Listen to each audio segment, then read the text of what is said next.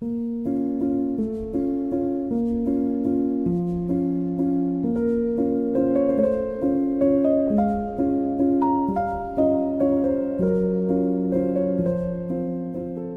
তো, আমরা ঘুরতে যাই কেন?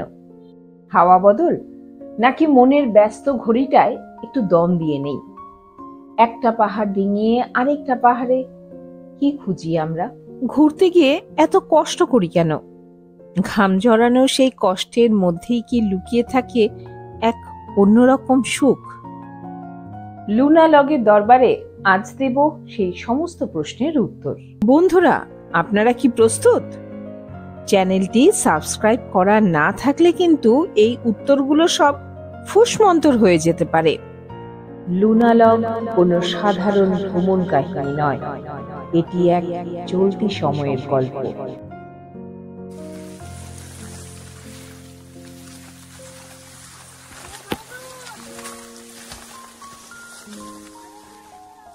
আজ আমরা হাঁটবো জুকু উপত্যকার পথ ধরে। হাঁটতে হাঁটতে অনেক গল্প হবে, আর বলে দেব এখানে পৌঁছানোর পথটাও।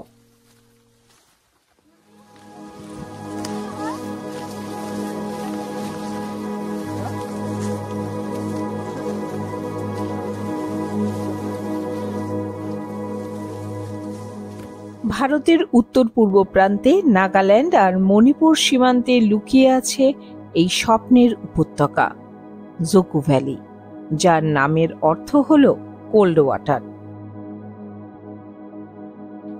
এই অঞ্চলে বসবাস করেন নাগাল্যান্ডের অঙ্গামী উপজাতিরা। সমুদ্রপৃষ্ঠ থেকে প্রায় ৮,০০০ ফিট উচ্চতার এই শীতল জলের উপত্যকায় পৌঁছানোর জন্য আপনাদের আসতে হবে প্রায় ১৪ কিলোমিটার পথ। এর মধ্যে আবার ৭-৮ কিলোমিটার পথ পদব্রজে আসতে হবে। সেটা অন্তত আমার কাছে একেবারেই মসৃণ মনে হয়নি। অবশ্য বিগিনার্স ট্রেকার যারা, তাদের কাছে নাকি এটি রোমাঞ্চকর এক অভিজ্ঞতা, এমনটাই শুনেছি আমার গাইড কমলের কাছ থেকে। আমি শুরুতেই বরং এই ভ্যালির কিছু বিশেষত্ব আপনাদের জানিয়ে রাখি।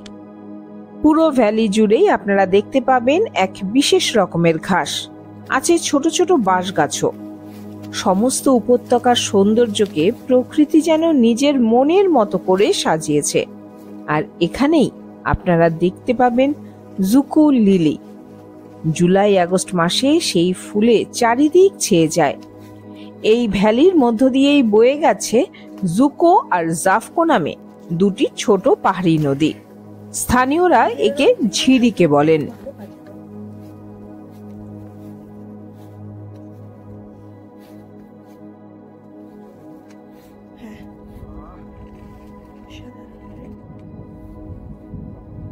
এই জুকু ট্রেকের দুটি রুট, একটি জাখামা ভিলেজ হয়ে, অন্যটি বিশ্বমা হয়ে।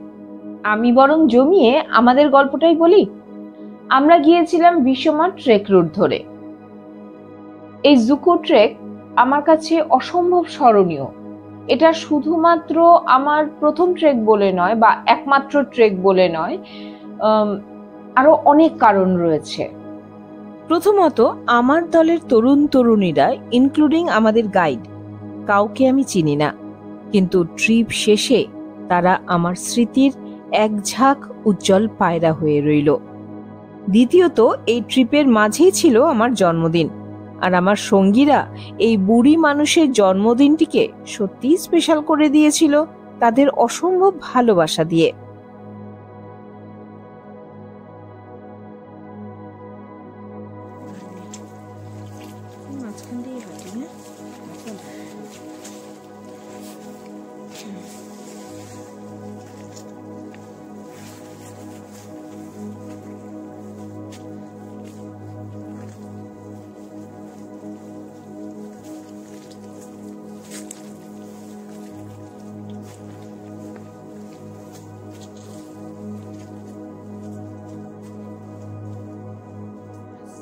আমি চিরকৃতজ্ঞ থাকব আমাদের গাইড কমলের কাছে। ছেলেটির এত ধৈর্য, এত সাহস, এত উপস্থিত বুদ্ধি। ট্রেকের শুরুতেই আমি কিন্তু হাল ছেড়ে দিয়েছিলাম যে না, আমি উঠতে পারবো না, কিন্তু পুরো পথটা ও আমাকে সাহস দিয়ে গেছে এবং শেষ পর্যন্ত ও কিন্তু আমার সঙ্গে ছিল।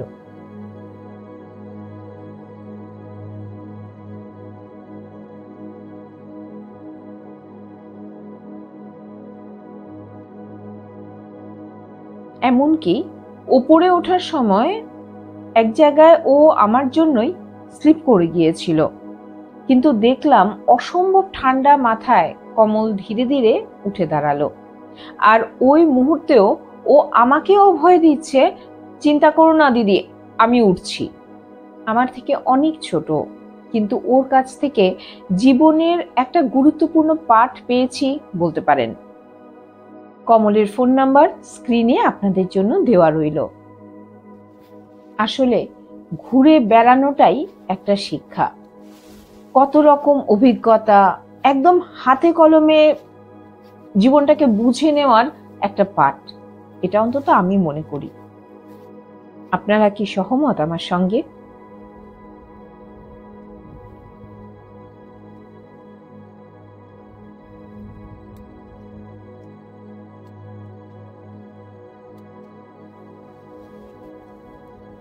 যাক, আমরা যাত্রা শুরু করেছিলাম হাওড়া স্টেশন থেকে, গন্তব্য ডিমাপুর। আপনারা ফ্লাইটেও এখানে এসে পৌঁছতে পারেন। পকেট যার পারমিশন দেবে সেই অনুযায়ী ট্রেনে বা প্লেনে চেপে ডিমাপুর পৌঁছে সেখানে একটি রাত কাটিয়ে দিন। আমরা স্টেশনের কাছেই একটি লজে ছিলাম। আমার ভাগ্নি নেহার সঙ্গে অনেক রাত পর্যন্ত গল্প করতে করতে কেটে গেল। পরদিন সকালবেলা গাড়িও চলে এলো।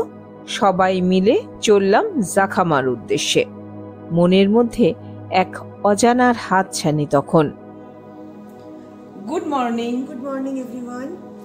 আজ আমরা যাচ্ছি জাখামা, আমাদের ডেস্টিনেশন। দেখা যাক এরপরের রাস্তা আমার জন্য কেমন রয়েছে, কারণ কিছুটা টেনশনে রয়েছি, কোনোদিন ট্রেক করিনি।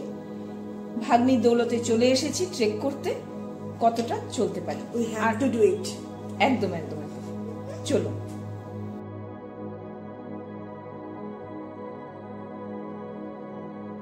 জাখামাতে ডন হোমস্টেতে পৌঁছতে পৌঁছতে প্রায় দুপুর হয়ে গেল। পৌঁছেই গরম গরম খাবার। পৈতৃক শান্তির পর আশেপাশের জায়গাটা এক্সপ্লোর করতে শুরু করলাম সবাই মিলে। অবশ্য কমল বলেছিল সেটা পরদিনের ট্রেকের জন্য কিছুটা ওয়ার্ম আপ।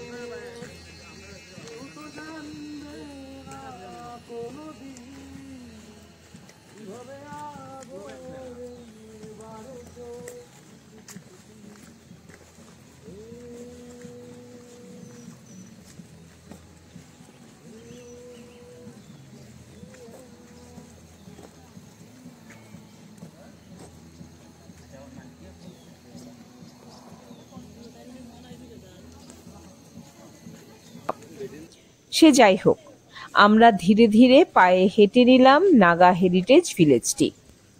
ডিসেম্বরের 1 থেকে 10 তারিখ এখানেই প্রতি বছর নাগাল্যান্ডের ঐতিহ্যপূর্ণ হর্নবিল ফেস্টিভ্যালটা হয়ে থাকে। এখানে বিভিন্ন উপজাতিদের আলাদা আলাদা জায়গাগুলি সুন্দর করে সাজানো রয়েছে। চলুন আপনাদের বরং জায়গাটা একটু ঘুরিয়ে ফিরিয়ে দেখাই। আমার কিন্তু বেশ লেগেছে। আপনাদের কেমন লাগছে জানাতে কিন্তু ভুলবেন না।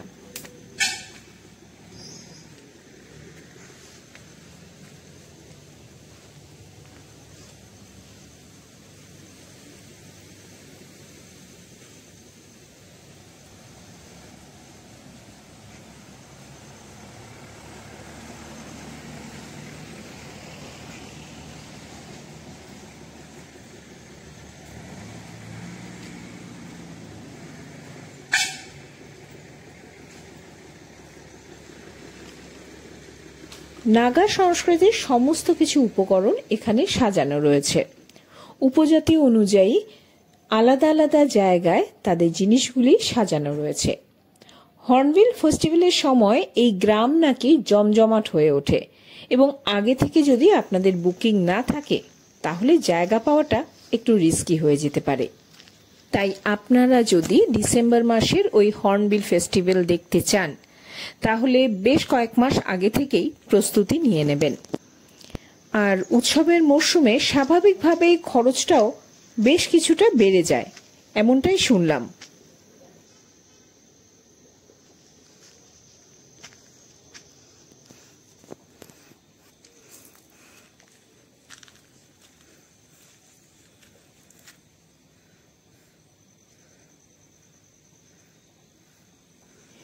এলাকাটি যে খুব বড় তা কিন্তু নয়, কিন্তু এখানে যে সমস্ত উপকরণ সাজানো রয়েছে সেগুলো সম্পর্কে বিস্তারিত নিয়ে আমি খুব শিগগিরই আলাদা একটি ভিডিও নিয়ে আসব। সেখানে পরিচয় করিয়ে দেব এই সমস্ত উপজাতিদের এবং তাদের উপকরণের সঙ্গে। আপাতত আমার সঙ্গী সাথীদের সঙ্গে আপনাদের পরিচয় করিয়ে দিতে চাই। বর্ষা, শ্রেয়া,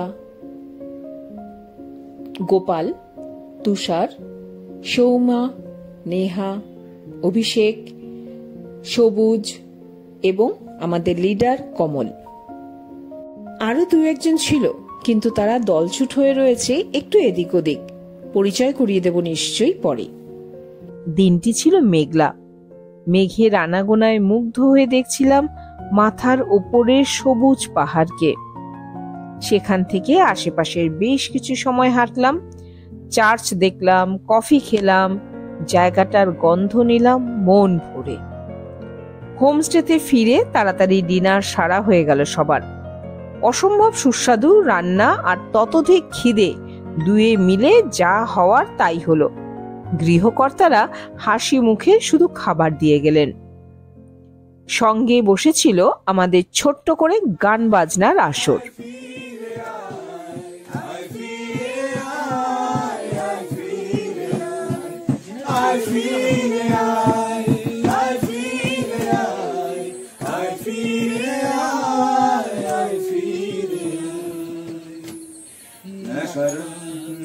চাঁদ লাগে না ভালো রে আরো নীলু নীলু কিছুই করা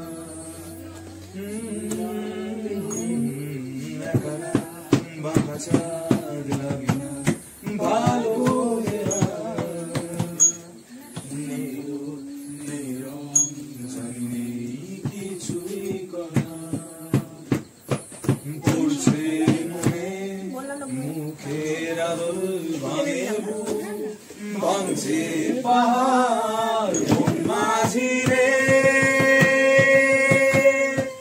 বল না কোথায় মাঝি রে আয় ফিরে আয় আয় ফিরে আয় আয় ফিরে আয় আয় ফিরে আয় ফিরে আয় আয় ফিরে আয় আয় ফিরে আয় ফিরে কি খুশি বলে বলে হয়ে গেল আমি চেয়ে চেয়ে দেখি সারাদিন আজ ওই চোখে সাগরে ডোবে আমি গাই কি গান গাই কি বুঝি বলে বলে হয়ে গেল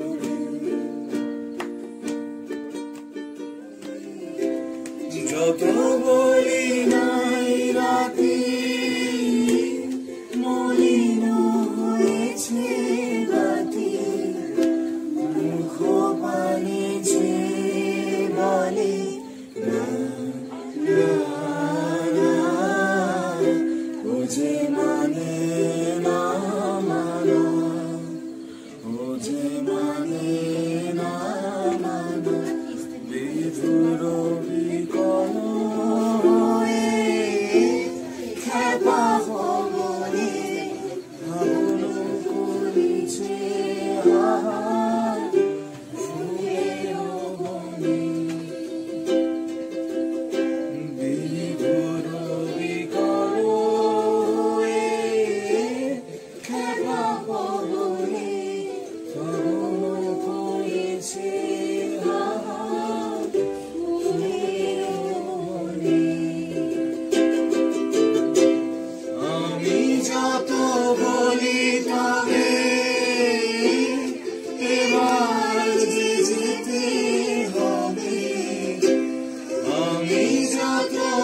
বলি তবে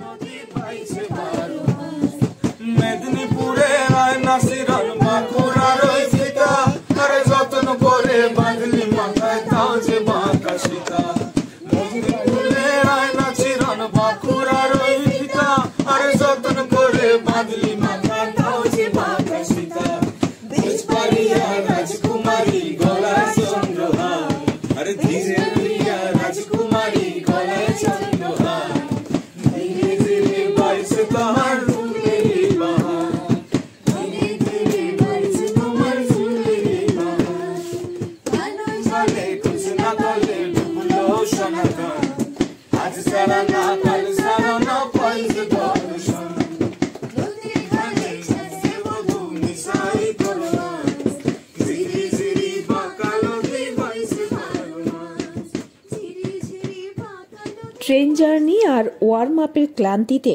সেদিন রাতে খুব তাড়াতাড়ি ঘুমিয়ে গিয়েছিলাম। পরদিন যে চাঁদের পাহাড় যেতে হবে। বন্ধুরা, সেই চাঁদের পাহাড়ের গল্প নিয়ে আসবো আগামী পর্বে। একটু ধৈর্য ধরুন, সাথে থাকুন আর চ্যানেলটি সাবস্ক্রাইব করে রাখুন, নয়তো চাঁদের পাহাড় আর দেখা হবে না।